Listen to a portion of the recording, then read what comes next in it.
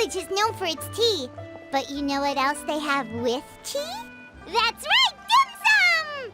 Didn't Gaming say something about dim sum being eaten in the morning? Oh, Paimon wonders if we can still get some at this time of day. Oh, well that's fine too. Paimon doesn't care what kind of tea it is as long as it comes with some tasty snacks. Now let's see what kind of yummy things we can find around here. Paimon's not seeing things, is she? Is that Furina standing between Zhongli and Hutao? Wonder what they're talking about. Zhongli knows a lot of stuff. Maybe he's telling Furina about Chaoying Village. Oh, or maybe Hutao is trying to rope Furina into being one of her clients. Hey, this isn't the Fortress of Meropide. But Paimon could be convinced for the right price. Let's say loser buys the winner 3 huge bowls of seafood kanji. Since Zhongli is there, Paimon bets things are pretty tame. It's decided then. Paimon votes for tour guide Zhongli. All right, no time to waste. Let's go see who's right.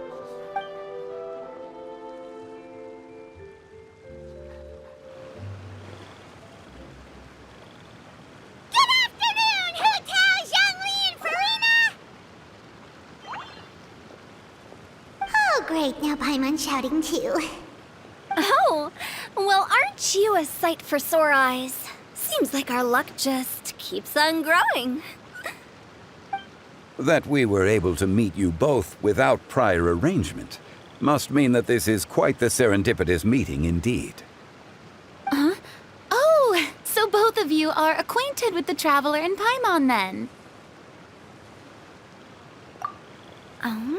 Looks like someone's learned a thing or two from Zhongli. I must admit, I am a bit surprised to see you here, Traveler. But seeing as you're a hero who's been all over Teyvat, it makes sense that you would be well-traveled and well-connected. Since we have found ourselves in each other's company within this fertile land, allow me to take this opportunity to wish you a happy Lantern Rite. It appears you have been to Fontaine then. Given your proclivity to spread good deeds wherever you go, it's no surprise that you would make the acquaintance of a celebrity as illustrious and celebrated as Miss Furina. That's quite high praise. What I mean to say is, you flatter me, Mr. Zhongli.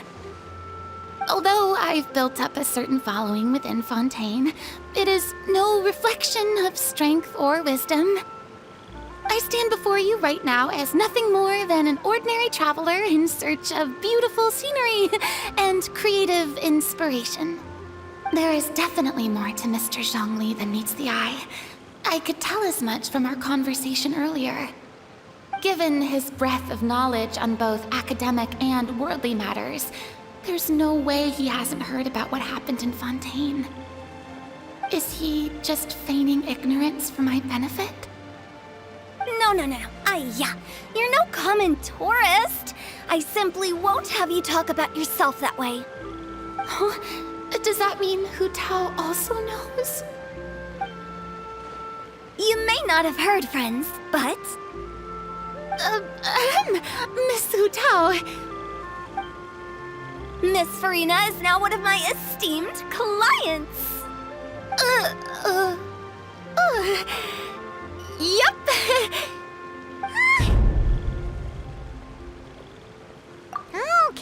Okay, you win. Guess Paimon will have to break into the hidden stash at the bottom of her shoe. Huh? What's this about winning something? Don't tell me. You two were placing bets on us.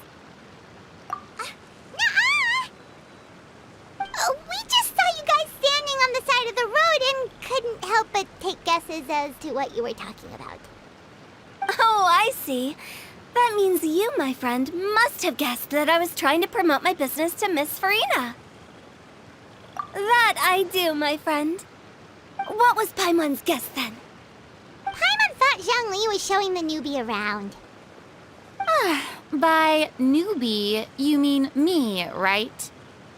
If that's the case, then Paimon's guess was also correct. Oh, that's right. Mr. Zhongli was telling me about some great sightseeing spots in the area. Ha! You see? Paimon was right too! Since both of our guesses were right, there can't be a winner or a loser. Hey, don't be upset, Traveler. How about this? You buy Paimon a bowl and Paimon will also buy you a bowl. As for the third bowl... Since I was the subject of the bet, perhaps it should go to me? You know, as a congratulations for the huge deal I just struck. I was just joking. Anyway, I should be the one treating you. The funeral parlor is about to bring in quite the sum after all. Oh, Paimon almost forgot to ask about the most important question. Something happen recently, Furina? Huh? What do you mean? Well, you know, with you enlisting the services of Wangxiang Funeral Parlor and all. Oh, well, yes. Really? Oh no. Paimon is so sorry for your loss. Although Paimon may have not known the person, please accept Paimon's deepest... Whoa, it's not like that, Paimon. Huh? But Paimon just thought, since you hired the services of a funeral parlor and all... Hey, it's not that big of a stretch. Really, Paimon, it's not like you don't know me.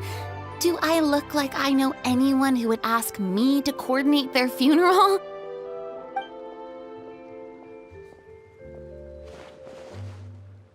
Miss Hu Tao is simply helping prepare some props for my film. Not too long ago, I read a collection of horror stories from Liyue. The content was spectacular. In fact, I still feel the need to sleep with the light on even now. Anyway, that's not the point. Now that Fontaine's biggest star has returned to the stage, I figured it's about time the industry enjoyed a breath of fresh air. Hey, that's pretty good. I'll have to remember that for my ad posters. Oh, Paimon sees. That makes a lot of sense. So, did you come to Liyue just to enlist the services of Wangxiang Funeral Parlor? Well, not exactly. My original plan was to just relax and enjoy the sights. But then I ran into Miss Hu Tao and Mr. Zhongli, and well, you know the rest. I suppose it was meant to be. It was a fated meeting indeed. Zhongli sure loves his lofty turns of phrase. But if you ask me, it's all thanks to that man who stopped to ask for directions. Oh? Who was it? It's someone you know. Wanna take a guess? What? How did you guess that on your first try? Very impressive, my friend. Your guessing game is spot on today.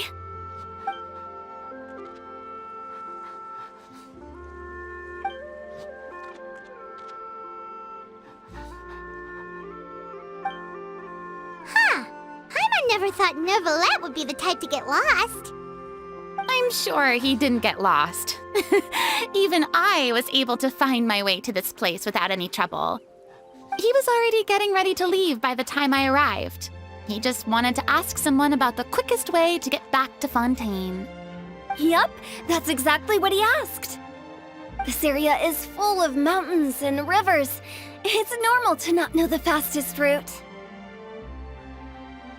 So, were you the one that pointed him in the right direction, Hu Tao? Of course. I'm also a guide of sorts, you know. So naturally, I also have a great sense of direction. But speaking of your friend... What about him? He doesn't get out much, does he? Ah, no wonder. He was stiff as a board and way too polite. I would have never guessed he was here on vacation if you hadn't told me. All in all, he was only here for half a day. I'm pretty sure he's the only one who would consider that to be a vacation. Oh? This gentleman you speak of must keep a demanding schedule. I'm sure he does. You didn't see him, but he was dressed like he was about to attend some important meeting. It wasn't anything like what someone would wear on vacation. Is that so? Wait, You didn't see him, Zhongli? Unfortunately, no.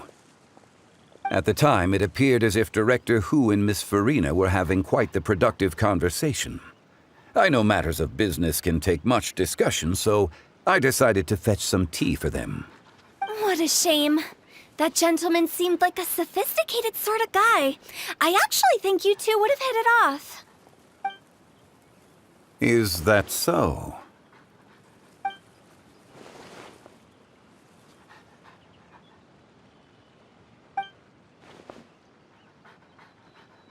Hmm?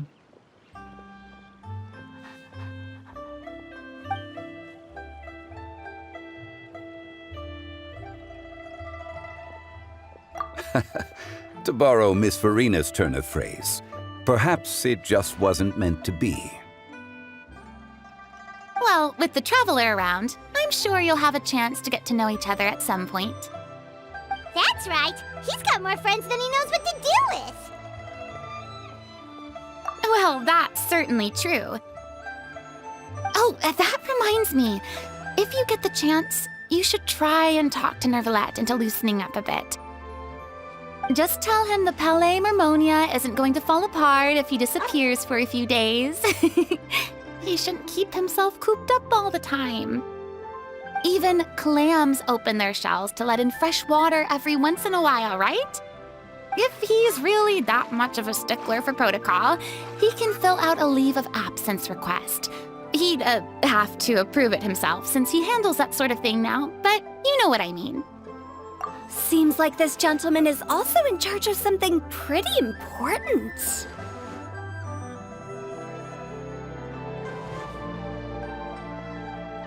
Hey, sounds like a pretty uptight sort of guy, all right. In my experience, a leader needs to be able to roll with the punches. That also includes knowing when and what to prioritize. It seems like your friend still has a lot of growing to do. If I remember correctly, he's already several thousands of years old. You're quite right, Miss Hu Tao. Oh? Traveler, Miss Furina, those two individuals over there appear to recognize you. Oh, it's Navia and Clarand. Hey, over here!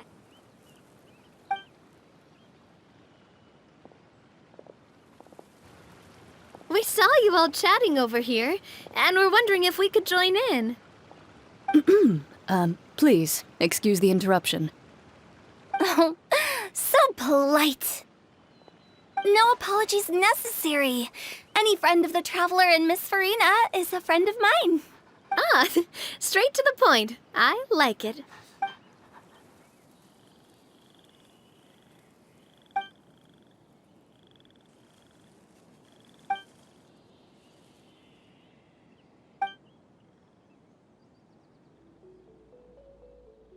It's getting late. If we want to catch a boat back before dark, we should probably get going. Indeed. Then, Miss Furina, Oh, yes? when are you planning to head back? Do you need us to escort you?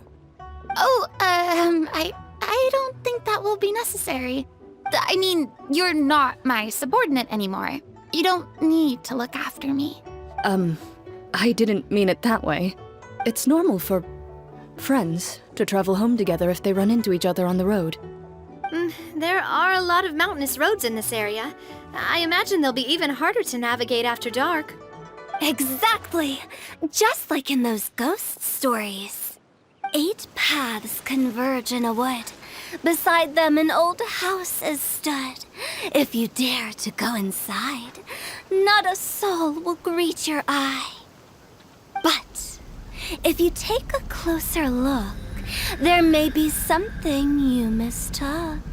A candle flickers to and fro, yet there is no wind to make it so. What is its secret? What could it mean? In this wood, where mystery screams. My dear demoiselles, ladies, no, I mean friends, please take me with you. Of course. Gotta say, Furina, you are really quite the character.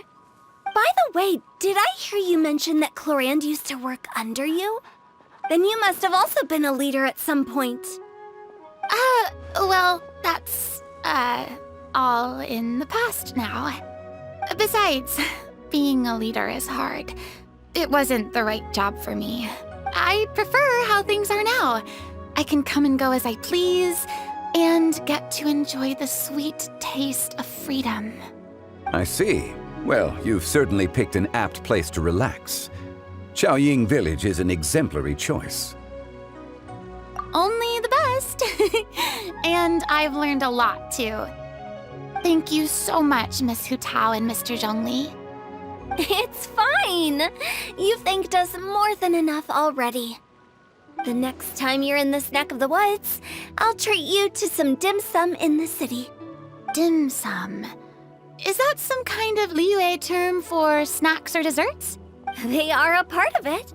It's basically a table full of as much tea, sweets, and good company as you can manage. Oh, so it's basically a tea party. Sounds great. Make sure to order the winter melon cake and the lotus flower crisp. They're so sweet and delicious. Paimon knows you'll love them. Ooh, okay. I'll be looking forward to it then. Wait, but didn't you guys say you were here on vacation? How come you're all going home empty-handed? Of course I am. I bought tons of fun things to bring home with me. A kite, a parasol, a little tin frog that jumps. Oh, and a stuffed toy of a mythical beast. Clorand is the one who didn't buy anything for herself. So all you're bringing back with you is that tea? And some tea-flavored hard candies. They're for Sigewin. Clorand isn't much of a shopaholic. Well, one of us has to practice restraint. Hey, I'm hardly reckless with my Mora. I'll have you know, all the purchases I made today were well within my budget. Me? Oh, well, I bought some tea, of course. I just had to try all the varieties recommended in the Steambird. Other than that, just some bits and bobs, you know. A little bit of this, little bit of that.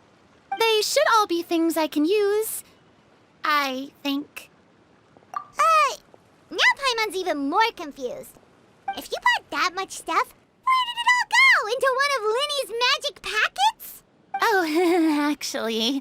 Monsieur Neuvillette took them with him. Oh, so that's what happened. Wait, what?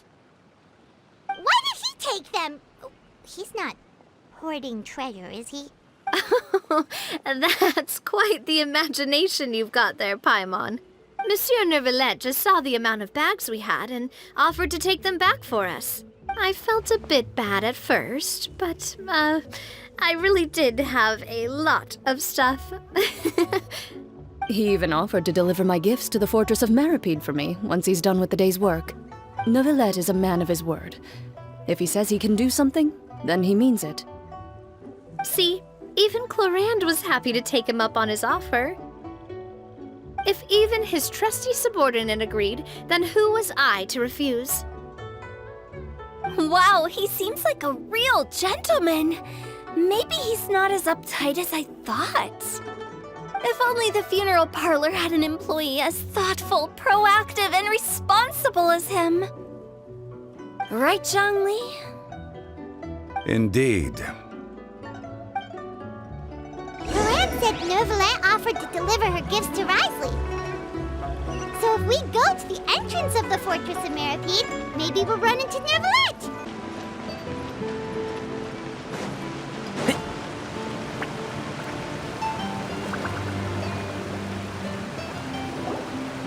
Look! It's Neuvillette! We lucked out!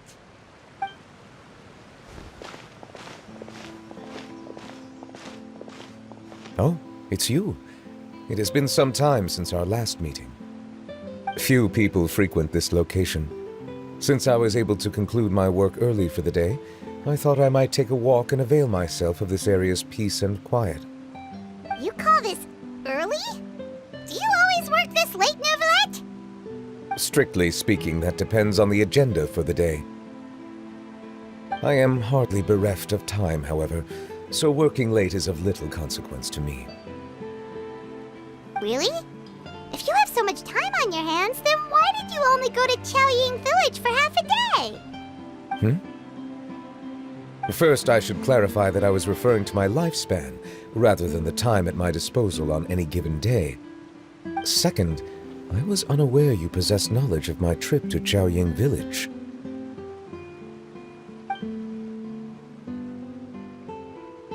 I see. Thank you for informing me. Yes, they have been safely delivered. I have to hand it to Clorande. Just a simple gift delivery, and she has the great and mighty Udex at her beck and call. I was just passing through. It was merely an act of convenience. All right. Then I hereby confirm receipt of the goods on behalf of the staff of the Fortress of Meripede. A verbal receipt of confirmation? Is such a formality really necessary for a small matter such as this? Guess not. This quantity of tea, though, seems a little excessive for a gift, don't you think? Before you know it, they'll start accusing me of taking bribes. About that. Much of that is my own excess, I'm afraid. Oh? Why? What happened? It was buy 10 boxes, get half off. Ah, that explains it then. Well, go ahead and leave them to me. I'll get through this stash as fast as I can. You have my thanks. Oh, there's something else I'd like to give to you. This is a stone slate, engraved with a symbolic design. While that is an apt description, it is in actuality a legal codex. A legal codex, huh? Before the advent of modern writing utensils, information was recorded on stone slabs such as this. The law was no different. Okay. Since ancient times, the scales of justice have symbolized the fairness and impartiality of judiciousness. As a tribute to that sentiment, this slate was designed after a traditional legal codex and engraved with a symbol instead of text. During my travels recently, I chanced upon a roadside stall offering tourists the opportunity to try their hand at the ceramic arts. So I decided to have a go. We joked with Clorande some time ago about gifting you a legal codex. So, here you go. Ah, so that's what this is about. I did not expect you to remember it as well. In any case, I hope this can be considered as a reasonable attempt to join in on the banter. It is a very good attempt. I suppose I shouldn't be surprised. Even your sense of humor centers around the law. That's an impressive level of commitment. Well, a gift of this significance deserves to be put on display, and I know just the place. Front and center in the fortress's showroom. Surely there's no need for such a grand gesture. Just kidding. I don't have anything like a showroom. But we do have a storage room. We can put it next to all the mechanical parts Sijuin has collected. That sounds good to me. So that's what you were doing in Chaoying Village. Indeed. Of course, while I was there, I also took the opportunity to taste the local spring water. The aftertaste is much purer than what I have delivered to me in Fontaine. It stands to reason that the long-distance transport has a tendency to imbue the water with extraneous emotion. If you want to experience the true flavor, you simply have to go to the source.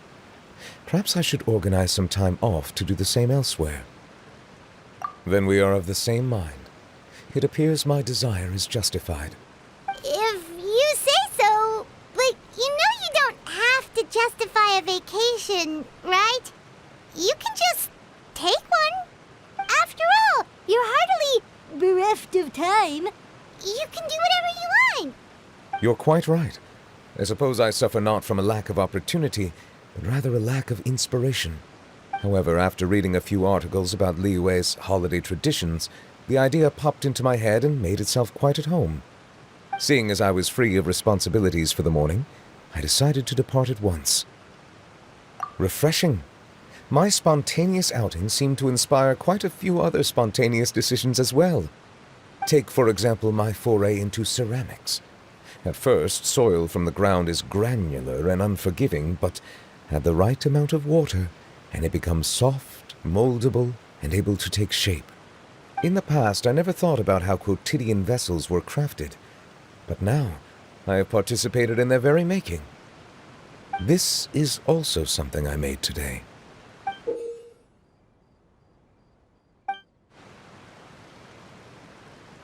That's a ladle? Paimon thought it was supposed to be some long-necked sea creature. That was indeed one of my inspirations. Really? You like it? To tell you the truth, given your unexpected arrival, I find myself quite unequipped to give you the welcome you deserve. Around such an important holiday such as this, human custom would dictate that gifts should be in order. But I'm afraid this is all I can offer. If you'll have it, that is. That is precisely why it would do me such a great honor if you accepted. You are most welcome. Happy Lantern Rite.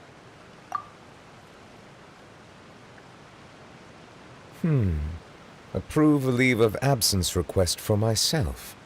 That sounds like it could easily lead to a vicious cycle of self-indulgence, something which couldn't be in further violation of protocol. But I suppose I understand her point. My proclivity to refrain from personal outings does, in part, originate from a sense of responsibility toward my duties.